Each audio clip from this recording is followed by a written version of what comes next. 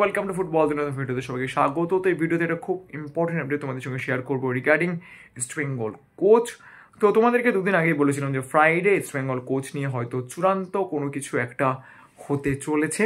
তো আগের ভিডিওতে আমি তোমাদেরকে যেরকমটা বলেছিলাম যে অস্কার বুসান যিনি এই মুহূর্তে এখনও পর্যন্ত as of now east Bengal coach দৌড়ে এগিয়ে রয়েছেন।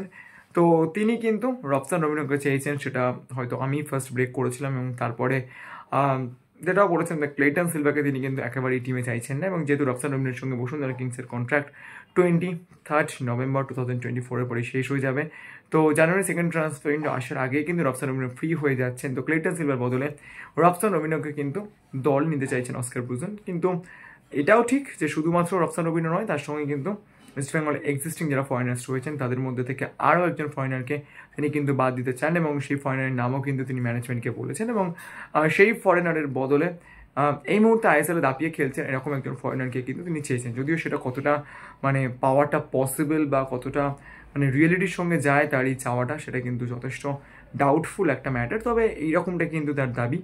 তো তোমাদেরকে একটা বড় আপডেট দিয়ে রাখছি, আজ কিন্তু অস্কার ব্রুজনের সঙ্গে সন্ধ্যাবেলা একটা মিটিং রয়েছে।